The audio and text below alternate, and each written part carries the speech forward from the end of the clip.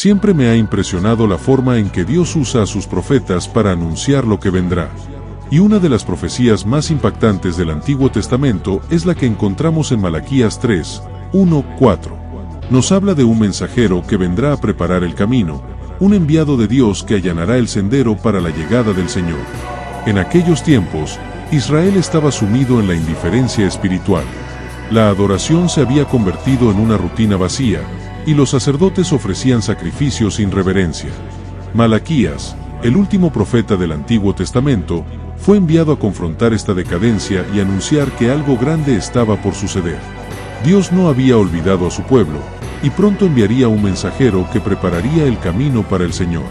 Pero, hagamos una pausa. Imagina que eres parte del pueblo de Israel en ese tiempo.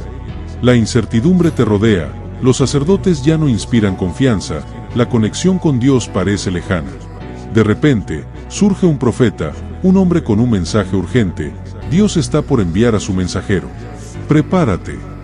Cuando leo estas palabras, no puedo evitar pensar en Juan el Bautista, quien siglos después cumpliría esta profecía. Isaías 40, 3 también hablaba de una voz que clama en el desierto, anunciando la llegada del Mesías. Juan vino con un mensaje de arrepentimiento, preparando a la gente para recibir a Jesucristo. Pero, ¿realmente entendemos la magnitud de esto? No era un simple predicador, era el hombre que Dios había anunciado siglos antes. Visualiza a Juan en el desierto, vestido con pieles de camello, alimentándose de langostas y miel silvestre. Su mensaje era directo, sin rodeos: arrepentíos, porque el reino de los cielos se ha acercado. Multitudes iban a escucharlo, algunos con corazones dispuestos, otros con escepticismo. Pero la verdad era innegable, el mensajero había llegado. Y aquí surge una cuestión fundamental. Si en aquel tiempo la llegada de Juan el Bautista era una señal clara de que Dios estaba a punto de hacer algo grande, ¿cómo podemos ignorar las señales que Dios nos da hoy? ¿Estamos atentos a lo que Dios está preparando en nuestras vidas? Ahora bien, Juan no solo anunciaba la venida del Mesías, sino que también llamaba al pueblo a un cambio radical. Su bautismo en el río Jordán simbolizaba ese renacer espiritual, una preparación interna para recibir a aquel que traería la verdadera transformación. Imagina la escena: el sol cae sobre las aguas del Jordán, el murmullo de la multitud se mezcla con la voz firme de Juan, que clama: «Dad frutos dignos de arrepentimiento». Personas de todas partes acuden, algunos con corazones sinceros, otros con curiosidad, pero todos sintiendo el peso de sus palabras. Entonces, aparece Jesús. El mismo al que Juan anunciaba se acerca para ser bautizado. La profecía se estaba cumpliendo ante los ojos de todos. Esta es la grandeza de la profecía de Malaquías 3:1. No era solo una predicción, era un plan meticulosamente orquestado por Dios, con cada pieza encajando en su momento perfecto. Y eso me lleva a una pregunta que quiero dejarte. Si Dios preparó cada detalle para la llegada de Cristo, ¿no crees que también tiene un plan para tu vida? Este es solo el inicio de nuestra historia. La profecía no termina aquí. Si el mensajero ha llegado, significa que el Señor también está cerca. Y aquí es donde se pone interesante. ¿Qué significa su venida para nosotros? Te lo diré en la siguiente parte. Imagínate estar presente en un momento donde todo lo que se ha profetizado está a punto de cumplirse. Los rumores han crecido, la incertidumbre se palpa en el aire y las palabras de los profetas retumban en la memoria colectiva. Malaquías 3:2 lanza una pregunta que resuena con fuerza: ¿quién podrá soportar el día de su venida? ¿O quién podrá estar en pie cuando Él se manifieste? Estas palabras no solo evocan temor, sino también una profunda reflexión. La venida del Señor no será un evento común. No será algo que pase desapercibido. Es un acontecimiento de proporciones divinas que sacudirá los cimientos de la humanidad. En su primera venida, Jesucristo llegó como un cordero, con humildad y gracia, llamando al arrepentimiento y ofreciendo salvación. Pero la profecía de Malaquías nos indica también que hay otro aspecto de su llegada, un momento en el que vendrá con poder y justicia, como un juez incorruptible. Cuando Jesús vino por primera vez, pocos estaban preparados para Él. Los fariseos y saduceos, aquellos que debían conocer mejor las Escrituras, se aferraron a sus tradiciones y cerraron sus corazones a la verdad. Sus expectativas estaban distorsionadas. Esperaban a un Mesías guerrero que los librara del yugo romano, pero en su lugar vino alguien que les hablaba del reino de los cielos y del amor de Dios. Jesús mismo advirtió sobre su regreso, pero con una dimensión completamente distinta. En Mateo 24:30, dice: «Entonces aparecerá la señal del Hijo del Hombre en el cielo, y entonces lamentarán todas las tribus de la tierra, y verán al Hijo del Hombre viniendo sobre las nubes del cielo, con poder y gran gloria». Esto nos lleva a pensar en la magnitud de su venida. Si en su primera llegada hubo confusión y rechazo, en su segunda no habrá dudas ni margen de error. Todos lo verán, y su presencia traerá justicia absoluta. El texto de Malaquías 3:2 también menciona que el Señor será como fuego purificador y como jabón de lavadores. Aquí no solo se habla de juicio, sino de un proceso de purificación. ¿Cuán impactante es esta imagen? No se trata solo de castigo, sino de un refinamiento que preparará a su pueblo. Me detengo a reflexionar en esto. El fuego purifica los metales preciosos, eliminando sus impurezas para que se conviertan en algo más valioso. De la misma forma, el Señor vendrá a purificar a su pueblo, separando lo puro de lo impuro, lo sincero de lo falso. ¿Estamos listos para pasar por ese fuego? ¿Estamos permitiendo que Dios refine nuestras vidas hoy, antes de que llegue ese día? La historia de la Biblia nos ha mostrado que cada vez que Dios interviene de manera trascendental, el mundo cambia. Piensa en el diluvio en los tiempos de Noé, la destrucción de Sodoma y Gomorra, la liberación de Israel de Egipto. Todos estos eventos fueron señales de que Dios actúa en la historia de la humanidad con propósitos claros.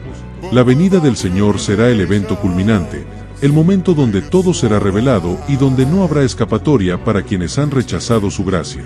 Aquí es donde todo se conecta. El mensajero de Dios ya vino y preparó el camino. Ahora la pregunta es, ¿estamos listos para lo que sigue? ¿Nos estamos preparando espiritualmente para la venida del Señor? Jesús no dejó margen para la indiferencia.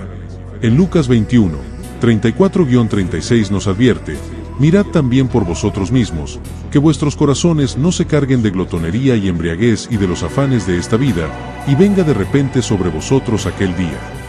Esta es una advertencia clara. No podemos vivir como si nada pasara, como si su regreso fuera un mito lejano. Piensa en esto: si supieras que hoy mismo Jesús regresará, ¿qué harías diferente?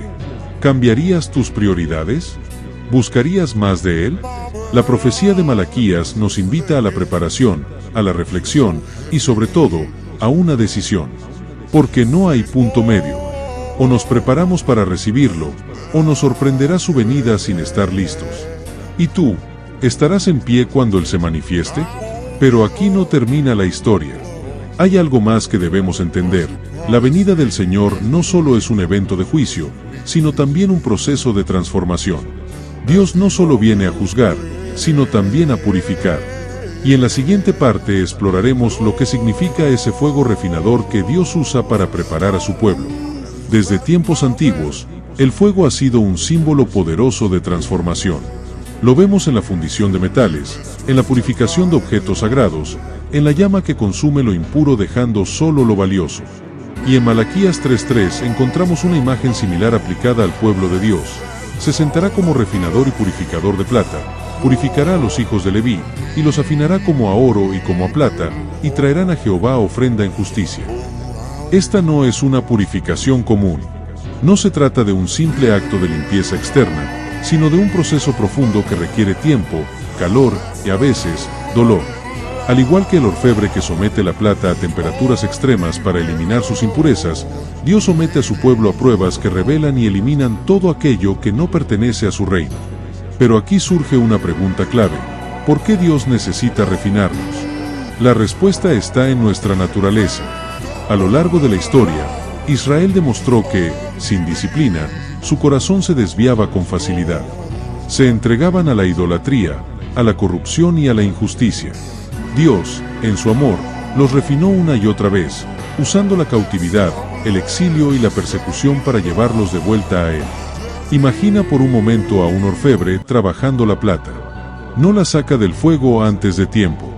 La observa con cuidado, esperando el momento preciso en el que pueda ver su reflejo en ella. De la misma manera, Dios nos somete a procesos que, aunque incómodos, están diseñados para que reflejemos su imagen. Jesús mismo habló de esta purificación. En Juan 15:2, nos dice: Todo pámpano que en mí no lleva fruto, lo quitará, y todo aquel que lleva fruto, lo limpiará, para que lleve más fruto. Dios no solo quiere que demos fruto, sino que demos el mejor fruto, y eso requiere poda, requiere fuego, requiere purificación. Pero, ¿cómo ocurre este refinamiento en la vida real? 1. A través de las pruebas. La Biblia nos dice en Santiago 1, 2-3, Hermanos míos, tened por sumo gozo cuando os halléis en diversas pruebas, sabiendo que la prueba de vuestra fe produce paciencia. No hay crecimiento sin dificultades. Cada prueba nos acerca más a Dios y nos fortalece espiritualmente. 2. A través de su palabra. En Efesios 5:26 se nos habla del lavamiento del agua por la palabra. La Escritura actúa como un espejo, revelando las áreas de nuestra vida que necesitan ser transformadas. 3. A través de la corrección. Hebreos 12:6 nos recuerda que el Señor al que ama, disciplina y azota a todo el que recibe por hijo. Dios nos corrige porque nos ama, porque sabe que sin esa corrección nos perderíamos. Entonces, ¿cómo respondemos al fuego refinador de Dios? Podemos resistirlo, quejarnos y tratar de escapar, o podemos rendirnos a su obra, confiando en que, al final, saldremos más puros, más fuertes, más semejantes a Cristo. Hoy en día, este refinamiento sigue ocurriendo. Dios sigue moldeando corazones, purificando vidas, eliminando impurezas que impiden que reflejemos su luz. No es un proceso fácil, pero es necesario. Y cuando finalmente salgamos del fuego, seremos oro refinado, listos para ofrecer a Dios la ofrenda en justicia que tanto anhela. Pero este proceso de refinamiento no termina aquí. Aún hay algo más que debemos entender. Dios no solo nos purifica para beneficio propio, sino que nos prepara para presentarnos ante Él con una ofrenda grata. En la siguiente parte exploraremos el significado de traer una ofrenda aceptable ante Dios. Desde los tiempos antiguos, Dios ha requerido ofrendas de su pueblo. Pero no cualquier ofrenda, sino una que provenga de un corazón sincero y puro. En Malaquías 3:4 encontramos esta promesa: y será grata a Jehová la ofrenda de Judá y de Jerusalén, como en los días pasados y como en los años antiguos. Esto nos lleva a una pregunta fundamental: ¿qué hace que una ofrenda sea aceptable ante Dios? Para responder esto, primero debemos entender el contexto en el que Malaquías pronunció estas palabras. En su tiempo, los sacerdotes y el pueblo habían corrompido el culto a Dios. Presentaban sacrificios defectuosos, ofrendas manchadas por la indiferencia y la hipocresía. Su adoración se había convertido en un ritual vacío. Pero Dios no se complace en sacrificios sin significado. Lo que Él busca es un corazón rendido, una entrega sincera. Cuando Dios habla de una ofrenda grata, se refiere a algo más que a simples bienes materiales. En Romanos 12:1, Pablo nos da una clave esencial: os ruego por las misericordias de Dios, que presentéis vuestros cuerpos en sacrificio vivo, santo, agradable a Dios, que es vuestro culto racional. Esto nos muestra que la ofrenda más importante que podemos dar a Dios es nuestra propia vida. Jesús enseñó esto cuando reprendió a los fariseos. En Mateo 9:13 les dice: misericordia quiero, y no sacrificio. No se trata de lo que damos externamente, sino de la disposición de nuestro corazón. Dios no busca dádivas mecánicas, sino una vida entregada a Él en obediencia y amor. ¿Cómo podemos ofrecer a Dios una ofrenda aceptable hoy? 1. Una vida consagrada. Nuestra mejor ofrenda es vivir en santidad y comunión con Dios. En 1 Pedro 2:5 se nos dice que somos piedras vivas, edificados como un sacerdocio santo para ofrecer sacrificios espirituales agradables a Dios. 2. Alabanza genuina. Hebreos 13:15 nos exhorta: ofrezcamos siempre a Dios sacrificio de alabanza, es decir, fruto de labios que confiesan su nombre. Adorar a Dios con un corazón sincero es una ofrenda grata ante Él. 3. Generosidad y servicio. Hebreos 13:16 añade: y de hacer bien y de la ayuda mutua no os olvidéis, porque de tales sacrificios se agrada a Dios. Cuando damos con amor y ayudamos a los demás, presentamos una ofrenda aceptable, el sacrificio perfecto de Cristo. Sin embargo, todas nuestras ofrendas serían insuficientes si no fuera por el sacrificio perfecto de Cristo. Él es el Cordero sin mancha que se entregó por nosotros. Su sacrificio fue suficiente para reconciliarnos con Dios y abrirnos un camino a la verdadera adoración. Cuando Malaquías habla de que la ofrenda de Judá y Jerusalén volverá a ser grata a Dios, nos apunta a un tiempo de restauración, un tiempo en el que el pueblo regresará a la verdadera adoración. En Cristo, esa restauración es posible. Él nos ha limpiado y nos ha dado la oportunidad de presentar ofrendas espirituales que Dios recibe con agrado. Pero aún hay más que comprender. Si Dios busca una ofrenda pura y sincera, también nos llama a estar preparados para su venida. En la siguiente parte exploraremos el llamado urgente de Dios a la preparación y la reflexión, porque su venida es inminente y debemos estar listos. La profecía de Malaquías no solo habla de purificación y ofrenda, sino que también lanza un llamado urgente a la preparación. Dios está viniendo, y no podemos darnos el lujo de estar desprevenidos. Este mensaje resuena a lo largo de toda la Escritura, recordándonos que debemos estar listos para el día del Señor. Desde los tiempos antiguos, Dios ha advertido a su pueblo sobre la importancia de la vigilancia espiritual. En Amos 4:12, Dios dice: prepárate para venir al encuentro de tu Dios. No es un consejo superficial, sino una advertencia solemne. ¿Estamos realmente listos para encontrarnos con Él? Jesús nos enseñó sobre esto en varias ocasiones. En Mateo 25, encontramos la parábola de las 10 vírgenes, donde 5 de ellas eran prudentes y tenían suficiente aceite para sus lámparas, mientras que las otras 5, insensatas, no estaban listas cuando llegó el esposo. Esta historia nos muestra que la preparación no es opcional. La diferencia entre las prudentes y las insensatas no era el deseo de encontrarse con el esposo, sino la preparación previa para ese encuentro. En Lucas 12, 35-40, Jesús nos llama a mantenernos listos. Estén ceñidos vuestros lomos y vuestras lámparas encendidas. Vosotros, pues, también estad preparados, porque a la hora que no penséis, vendrá el Hijo del Hombre. Las claves de la preparación espiritual. 1. Un corazón arrepentido.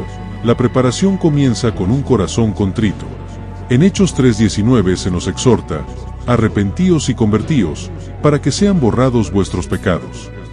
Dios no busca perfección, sino sinceridad y disposición a cambiar. 2. Una vida de obediencia. Jesús dijo en Juan 14:15, si me amáis, guardad mis mandamientos. La obediencia es una señal de amor y preparación. 3. Vigilancia y oración. En Mateo 26:41 Jesús nos advierte: velad y orad, para que no entréis en tentación. La oración nos mantiene alerta y fortalecidos espiritualmente. 4. Fe en su regreso. Hebreos 11:6 dice: pero sin fe es imposible agradar a Dios. Debemos creer firmemente que Él vendrá y vivir en consecuencia. Uno de los mayores obstáculos para la preparación es la complacencia. En 2 Pedro 3:4 se nos advierte sobre aquellos que dirán: ¿dónde está la promesa de su advenimiento? El mundo nos invita a enfocarnos en lo inmediato, en lo material, pero Dios nos llama a una visión eterna. Jesús comparó los días de su regreso con los tiempos de Noé, Mateo 24:37-39. La gente estaba ocupada con su vida cotidiana, sin darse cuenta de que el juicio se acercaba. ¿Estamos repitiendo el mismo error hoy? La profecía de Malaquías nos deja con una pregunta: ¿estamos preparados para el día del Señor? No hay un momento más adecuado que ahora para acercarnos a Dios con un corazón sincero. Hoy es el día para hacer ajustes en nuestra vida, para buscar su presencia, para vivir en obediencia y para compartir su verdad con otros. La venida del Señor es inminente, y nuestra preparación debe ser constante. Como dice Apocalipsis 22:12, he aquí yo vengo pronto, y mi galardón conmigo, para recompensar a cada uno según sea su obra. Ahora es el momento de reflexionar y tomar acción, porque cuando llegue el día, ya no habrá tiempo para prepararse. Hoy es el día de decisión. No dejes pasar este mensaje. Si quieres seguir profundizando la palabra de Dios y prepararte espiritualmente, suscríbete al canal ahora mismo. Activa las notificaciones para no perderte ninguno de nuestros contenidos y comparte este mensaje con quienes más lo necesiten. Déjanos tu comentario con tu reflexión o pregunta, leemos y respondemos todos. Además, en la descripción de este video encontrarás enlaces a más enseñanzas, estudios bíblicos y recursos para fortalecer tu fe. Haz clic y explora todo el contenido preparado para ti.